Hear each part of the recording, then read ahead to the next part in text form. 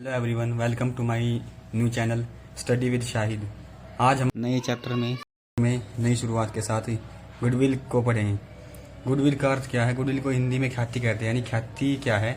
ख्याति से आशय किसी फर्म द्वारा अर्जित की गई ऐसी प्रसिद्धि यानी रेपुटेशन से है जो उस फर्म के स्वामियों की मेहनत और ईमानदारी के फलस्वरूप अर्जित की गई है। ये तो हो गया इसका मीनिंग। अब हम करेंगे इसकी कुछ करेक्टरिस्टिक्स। इसकी पहली करेक्टरिस्टिक्स है it is an intangible asset. यानी जो ख्याति जो है वो एक अमूर्त यानी दिखाई ना देने वाली संपत्ति है, यानी कि यह दिखाई नहीं देती। और इसकी दूसरी जो करेक्टरिस्टिक्स है वो है it is a valuable asset.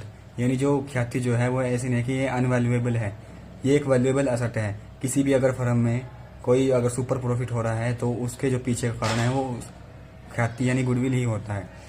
तो इसकी तीसरी करेक्टरिस्टिक्स है it is helpful in earn more profit. यानी जितने भी अगर दो फर्म सेम बिजनेस कर रही है और एक फर्म में उससे अधिक लाभ हो रहे हैं, वो भी सेम कैपिटल पर, तो जो उसको अधिक लाभ मिल रहे हैं यानी जो मोर प्रॉफिट जिन्हें हम सुपर प्रॉफिट भी कहते हैं, तो वो ख्याति की वजह से ही होता है।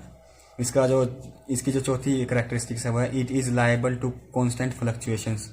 यानी इसके जो मूल्य में उतार चढ़ाव आते रहते हैं। जैसे जैसे बिजनेस में अगर सेल्स ज़्यादा है तो उसके बिजनेस की जो है गुडविल है वो अधिक होगी।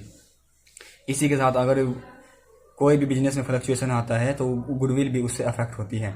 इसके जो पांचवी करेक्टरिस्टिक्स है वो है it is valuable only when entire business is sold. यह अधिकतर उसी वक्त मूल्यवान होती है जब पूरा का पूरा व्यवसाय जो पूरा का पूरा बिजनेस जो है अगर हम उसे बेचना चाहे तो, यानी अगर वो बेच दिया जाए तो उसी वक्त जब पूरा का पूरा बिजनेस जो है बेचा जाता है यानी सोल्ड किया जाता है, उस वक्त यह वैल्यूएबल होती है। इसका जो है सिक्स्थ जो है इसकी करेक्टरिस्टिक्स वो है it is difficult to place an exact value of goodwill.